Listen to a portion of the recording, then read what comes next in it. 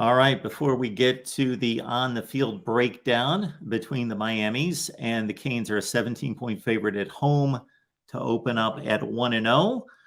Let's get to some recruiting news. And of course, David Stone made his commitment known on Saturday that he is going to Oklahoma. No huge surprise there, but still a bit of a disappointment considering there was reported factions within his family that certainly wanted him to choose Miami. It wasn't factions. It was like all of them. It was almost like, who was the one whose mama, Landon Collins? Remember when he announced at the it was the Army All-American game that he was going to Alabama, and he's like from Louisiana, and his mom was decked out in LSU Tigers colors and like screwed her face up and sucking her teeth on, rolling her neck and everything. It was one of those kind of things, and for me, it's not great. And even even David Stone himself said he was going to go to Miami. His family wanted him at Miami. He was going to pick Miami. And it came down to when he sat at that table to do the announcement. And he said, look, I have to be selfish. You know what I mean? Like, I know that everybody is trying to get me to go do this thing, but in my heart of hearts, for myself, I want to go to Oklahoma.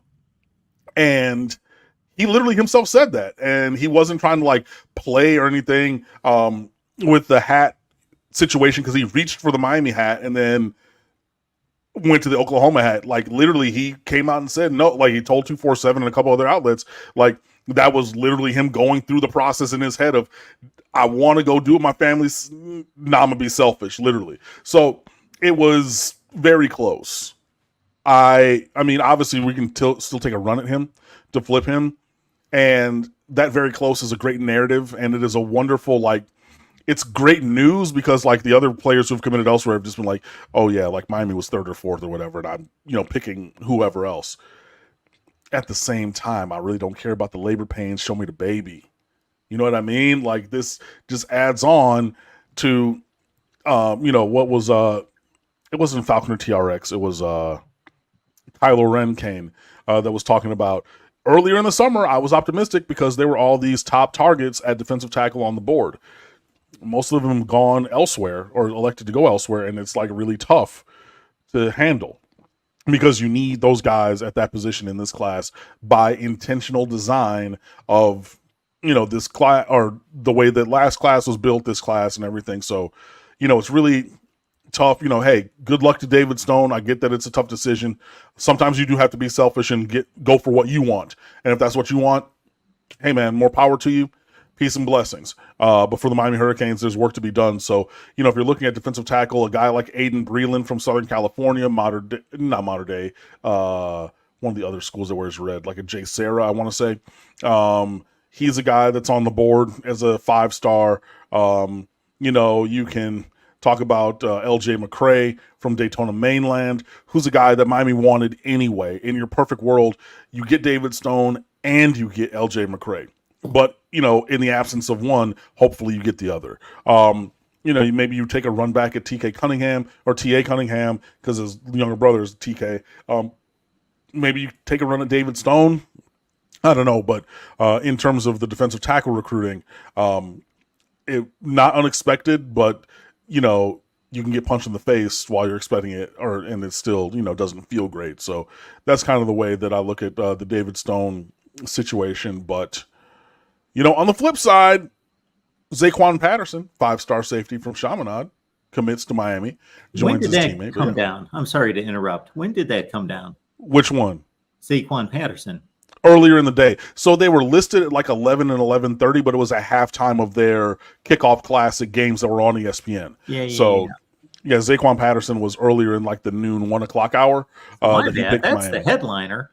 Yeah. So, I mean, hey, I mentioned David Stone because of something else we're going to talk about in this show today. But yeah, I mean, look, I didn't want to leave it by the wayside, because we did talk about the struggles in defensive tackle recruiting last week. So I want to follow up on that. But Zaquan Patterson, hey man, that's a huge get against all kinds of major power teams. Another elite player from Chaminade, if you believe that you're trying to make a run maybe at Jeremiah Smith down the line.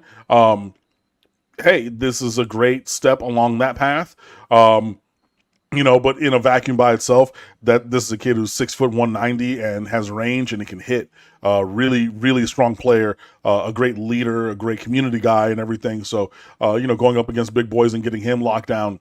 That just continues to show really great recruiting chops by Jamil Adai. Shout out to him for his recruiting. Shout out to him for his development, because DJ Ivy, like I said last week, has made the 53-man roster for the Bengals. That's a team that designs or has the designs on a AFC championship and a Super Bowl championship potentially. And he made the 53-man roster as a 6th-round, draft pick, along with a 2nd-round draft pick from Michigan at corner in DJ Turner. But DJ Ivy was always in the right place. So if you're looking at Jamil Adai, he coached up Ivy to the point where put him in a position to make a roster as a 6th-round draft pick for a contending team. Not any of that being easy, and then also goes on the trail and gets one of the best safeties in the country as well. So doing very, very strong work there. That continues to move the ball forward with the 24 recruiting class. Still work to be done, especially when you're looking at defensive tackle, but positive steps were still taken this last weekend. Back to Stone, because I heard it before. We talked about it on our Oklahoma show the other day. And then you also went to that phrase that he used about, I got to be selfish, got to kind of be my own man type thing. Now, I didn't hear it explained to the degree that you did about making that decision literally last second. That is telling in a number of ways. So for me, that number one keeps alive Miami's pursuit of David Stone.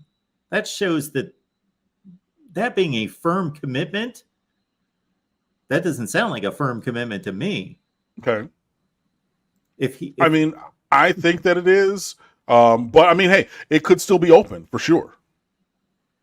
Okay, that's my number one thought. My number two thought, when he says a selfish decision, so I know anybody who's an adult that's had to make adult type decisions, and this being one of the first, I think I am safe in saying one of his first ever, maybe the first in his adult life. There's the component of I've weighed the pros and cons, the check boxes, and then there's just that just feels right. That feels okay, but this feels right. Mm-hmm. When he says got to be selfish here, my thought is, does he believe that Oklahoma can develop him for the NFL? He's more secure in that Brent Venables track record versus that, or is that more of just I just like the relationship and the feel there, so that's what it is? Yeah, I don't know which one of those it is. I think that's reasonable that one of those is the foundation that he's operating off of to make that pick, whether this the gut feeling or the NFL prospects or whatever. Even though, again, we have guys who are putting guys in the NFL routinely with the NFL Hall of Famer, coaching, who would be coaching him, because David Stone would probably flex between outside and inside. And I'm sure that with, you're doing rush moves and everything, you're working with Hall of Fame defensive end Jason Taylor. No, I do not get tired of saying that, because that is a selling point. But yeah, at some point, and it's to the root of the word selfish. I've had this in my own personal life where it's just like, yeah, I'm being concerned with myself over anything else, over anybody else's feelings, over anybody else's whatever, because I know that this didn't happen, but if the Miami coaches were like, Dave, we need you to commit to Miami or I'm getting fired. If you get fired, that's tough shit for you, but I'm going to do what's best for me. And that's a very extreme example, but yeah, he centered himself. And even if you watch the video of his commitment and everything, one of his younger sisters has on a Miami green shirt, getting ready to put on the whole outfit. There's a lot, all the family members there got sour faces. It was not the celebration that you thought it was going to be, because he took a path other than what they thought or wanted. But hey, I give him credit if that is what he believes. Good for him. I will never wish ill to a player, because there's a million players, and we can find hopefully another player of similar talent and stature. It is a negative in this recruiting class that David Stone did not pick Miami, but hey, if that's the decision he wants to go with, good luck, Godspeed, and hopefully we're able to figure it out through other means, which maybe we've started. Falconer TRX, thank you so much for the contribution. We always appreciate you being here. You are a mainstay. You are at the foundation of what we do here. We thank you so much for being here all the time. Falconer TRX, I apologize, and I do thank you and acknowledge the contribution over on the Florida State show, and that you wished everyone safe cleanup and recovery, and hope that everyone made it through safe in the hurricane. So thank you for sending that.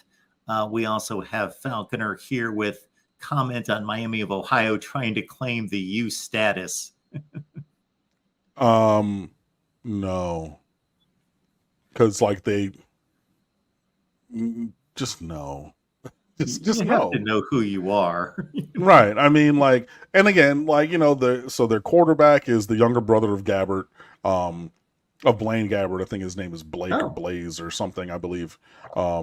So like, there's that legacy there of his brother, like, you know, being a guy who got drafted in the NFL and, you know, had a cup of coffee playing and, you know, played well in college and everything. And it was a local reporter, a local beat reporter up there in Oxford, Ohio, who threw that softball. Oh, you know, who's the real Miami? Like, like you could just tell. It was just like, you know, he's not going to say it. And I'm looking for a quote, and it's tongue in cheek and everything. And like the Gabbert kid knows, like, and he's halfway decent. He had like 25 touchdowns and 8 interceptions last year. Like, you know, he's not terrible, but like the Miami Hurricanes should win this game comfortably. They should cover if we're going to have hopefully the kind of season that we desire to have, and play to the level of talent on the roster, which according to a second 24/7 sports evaluation is the 12th most talented roster in the country.